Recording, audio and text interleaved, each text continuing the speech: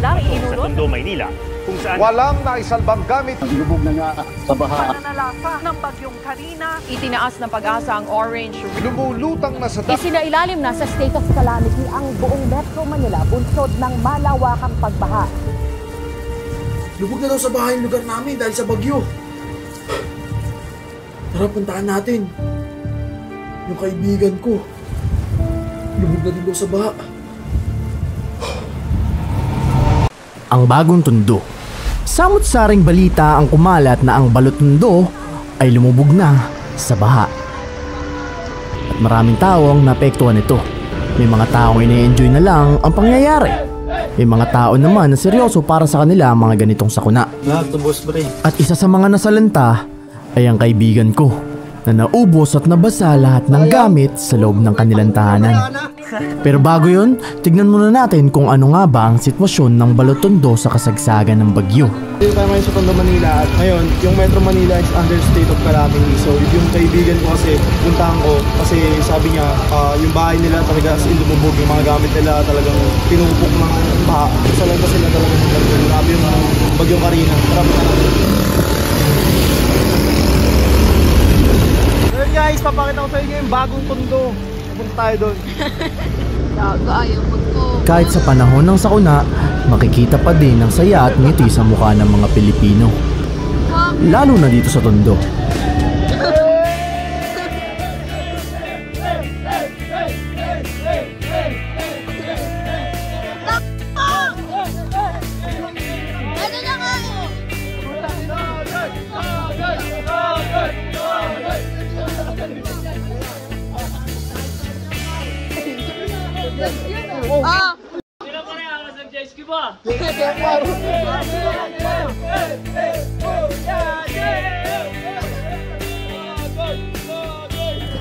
Ayaw na tuloy umi-start ng motor ko. Ayaw na umi-start? Let's go nga to! Well guys, napunta tayo doon sa kaibigan ko. Para sila kasi sabi niya sa akin, lubog na daw sila sa baha. Yun, saan siya?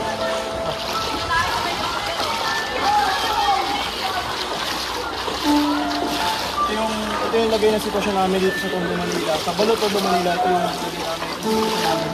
Mga malalim na lang ko sa ibang lugar, mas malalim pa, pero dito sa amin, lumubog kasi dati hindi naman dito. Palubog to kasi kinakasan to eh. Tapos ngayon, makabaha na ulit ng ganito. Kita sa lugar ang malawakang pagbaha kasama na din ang dumi at mga basurang nakakalat.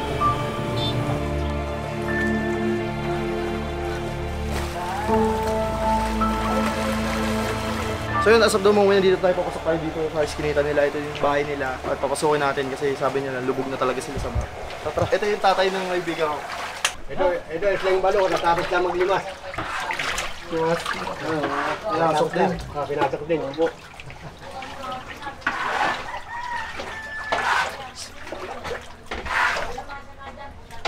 Dito. Ito yung bahay nila. Lubog talaga sa baha talaga. Bahay namin. Hello po. Nabay? Pare. Kaya mo pare. Basta. Ayos lang pare. Babi na kami pare. Oo. Pwede ba pumasok? Oo pare, pasok kayo pare. Ganda lang, marami nakakalat na... Opo. Diyan tuhod talaga sa kanila. Yan o, diyan tuhod talaga. So guys, ito yung sitwasyon ng bahay nila dito. Nila Jeremy, alias, ito yung in-interview ko na siga dito sa Tondo eh. Ayan. Pero kaibigan ko talaga to. Kaibigan ko talaga. Si Mimi, kaibigan ko talaga, kababata ko to. Bahay nila, talagang lumubog talaga sila sa baha kasi pinakatitirigan ng bahay medyo mababa ng konti. Kaya ang unang pasok talaga, and malapit pa sila sa ilog. Bay! Pare, Kailan nagsimula yung baha? bali kahapon pre bumana dito. Kaya lang yung baha dito pre, mahagan dito lang, mahagan ng tuhod lang. Tapos kaninang madaling araw yung nag-uulan na. Siguro nung oras na rin ako nakatulog nun eh. Siguro mga 3:30 na. Tapos mga bandang mga 4:30 pre, nagising ako. Kasi may butas dito sa may ano namin, sa may gilid namin, tumatagas yung tubig. Ngayon, nagising ako. Dito banda pre. Pasensya na pre, Okay lang. Ito pre, tignan mo yung ano namin pre, talaga pre, lubog kami pre. Alam mo pre, mga damit Tignan mo, yung ano pre, yung bahay namin pre, alam mo, nasunugan kami pre, lahat, wala lahat. Tapos lahat pre, yung mga electric fan, lahat yan basa pre. Mga damit pre, tignan mo mga damit sa amin pre, oh. Lahat sa kalipin pre, mga damit. Mga damit namin pre, electric fan, TV pre, lumubog yan, lahat yan, lababo. Wala natira sa amin pre. Pero okay lang kasi at least wala rin naman nangyari sa amin. Yan, pinatay nyo na yung ano dyan. Dito pre, Pinatay nyo na yung... Yung breaker pre, yung kanina, yung mataas na yung bagang, naging agambewang kasi yung tubig dito pre. Oo. Agambewang talaga, kung makikita mo yung marka na yan pre sa may pintuan, agad dyan. Pinatay na namin breaker kasi itong outlet na to pre, malapit na mapunta yung tubig dyan pre. Kasi ito, yan, dito may tumatagas dito. Alam masyadong madilim pre. Meron kami dito pre, mapapansin mo pre, ito meron kami ditong papag pre. Ayun o. Papag namin pre, lumutang na. Ayun pre o. Oo. Lumutang na o. Ito. Lahat dito nakalagay yan, mga nakapatong sa amin, mga damit namin. Lahat yan pre, gumuho pre. Lahat yan nung tumumba. Ito yung mga sinampay, kakalabaw lang yan. Inabot pa rin ng bayan. Lahat pre. Tapos ayan, yung mga bangkuhan, naglulutang. Ito kanina, lumutang na to kanina pre. Dinaganan lang na ito ng drum na may tubig. Kaya para bumigat pre. Wala pre. Bustin kami lahat, yung mga gamit namin. Di rin namin alam kung paano rin magsisimula kasi parang nasunugan talaga kami pre. Hirap talaga nangyari sa amin. Bay, anong oras nagsimula tong... Oras baga, tumaas yung ba? Anong oras? Mga 4:30, mga siguro hanggang talampakan pa yung mga bahanan eh. Tapos saglit lang pre, siguro mga bandang mga mag-aalas 5, maabot na ng magtutuhod na yung tubig dito sa amin eh. Tapos pagdating ng mga bandang 5:30 ay na lumagpas na ng tuhod yung tubig dito sa amin. Pero yung tubig dun sa labas pre, wala bang ganong tubig dun. Dito lang eto sa Eskinita kasi dito sa amin, dito sa likod namin may ilog dyan pre. Ngayon yung tubig dyan umapaw. Kaya yung tubig palabas dito, pumunta dyan sa may bato na yan, pumasok ngayon yung tubig dyan. Kaya ngayon umapaw yung tubig dito. Yung tubig, lahat dito pasok ay mababa yung bahay namin eh. Diba? Usually naman kung hindi naman din namin pwede patambakan to. Kasi kung tatambakan to pre, naging agang bewang yung naging tubig. Paano na lang yung dito sa amin, yung sa may kisame namin, hindi rin kami makakano dito. Diba? Pre, yung mga una no, mga ano namin no, bagsak. Lahat yan may mga damit. Lahat pre, bus.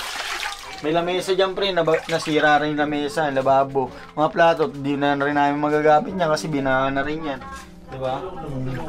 Lahat to boss pre. Ito, kwarto dito sa isang kwarto pre. Lalim ng baha sa inyo kanina talaga hanggang bewang to bay. Oo pre, kanina hanggang bewang to. Pre oh.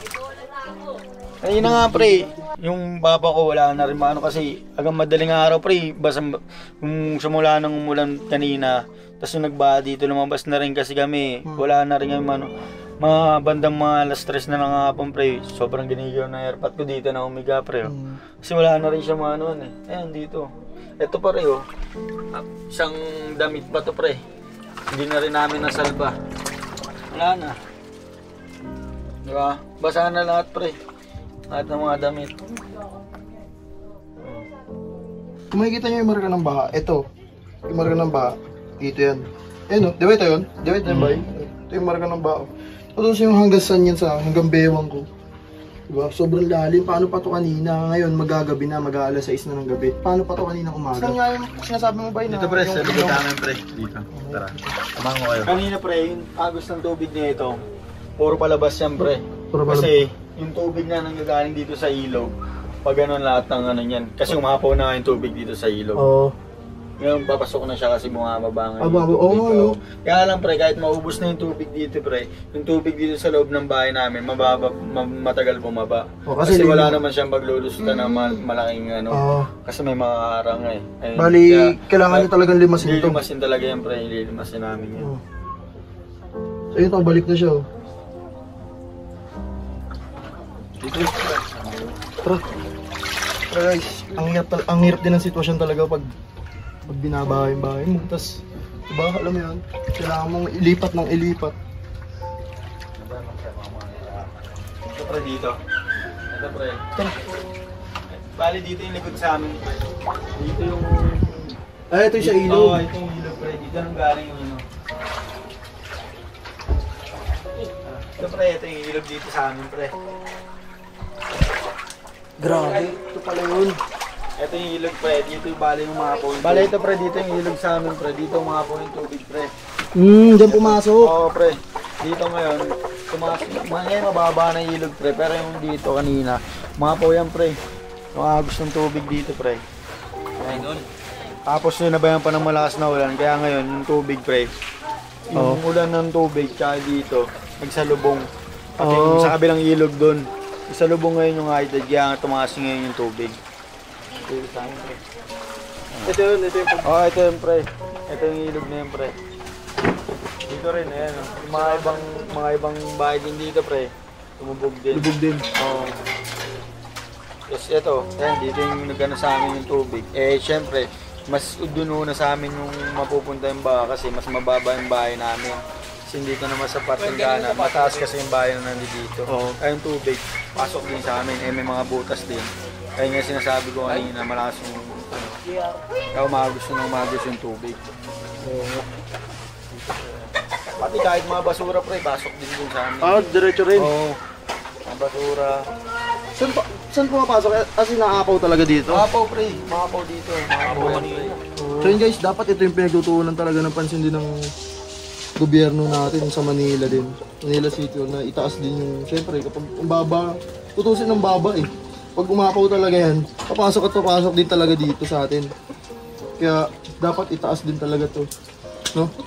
Or lagyan, no? Bay, tingin mo. Oo. Okay, taasan lang para siyempre Kahit paano. maharang. Oo. Pero hindi lahat hindi papasok. Pati lahat, pati basura papasok eh, no? At pati basura pre, mga kahoy, mga ano tinatangay din. Oo. Mapapasok pa rin. Mga kasama. Oo. Lalo na kung nakabukas ng pinto namin, magpasok ng basura din. Mga kahoy. Oo.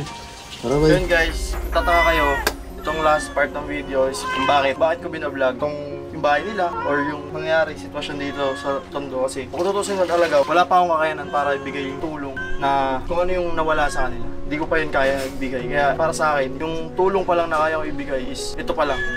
Diba? Itong pag-reach out sa mga tao na maparating sa kanila yung balita na may ganitong nangyari. Ngayon lalo ngayon bagyong Karina nangyari ngayon dito. Kami, inabot din kami pero hindi ganito kalala katulad sa kanila. Kaya yun lang yung gusto kong iparating sa inyo. Na hindi ito basta vlog-vlogan lang, binlog ko lang. Sa mga gustong tumulong, tulong pinansyal o tulong na gamit, damit, sa kanila, pwede reach out nyo lang. Ito, Albay, masasabi mo sa kanila na pwede kang humingi ng tulong sa kanila, sa mga tao. Kung may maka-reach tayo ng mga tao na matig yung puso, mabubait, ganyan. Pwede sakali man na may magbibigyan ng tulong, maraming salamat. Malaking bagay na para sa amin yun. Nakita nyo naman yung sitwasyon kung ano nangyari sa amin na kung may magbibigay, salamat. Malaking bagay na yun para sa amin. Kasi yun nangyari nga sa amin, di ba? Halos parang nasunugan talaga rin kami, wala kami nasalba na gamit. Kasi biglaan din, sobrang bilis ng tubig na pag-angat eh. Oo, sobrang bilis, di ba?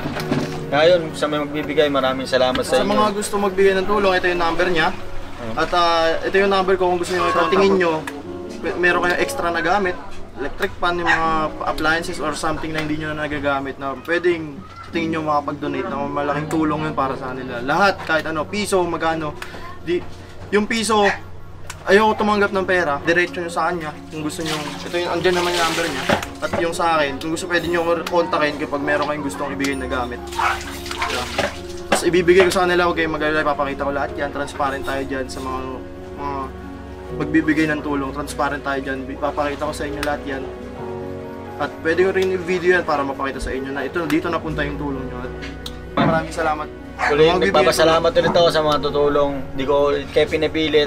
Thank you sa mga tutulong. Maraming salamat sa inyo. Maraming salamat ulit.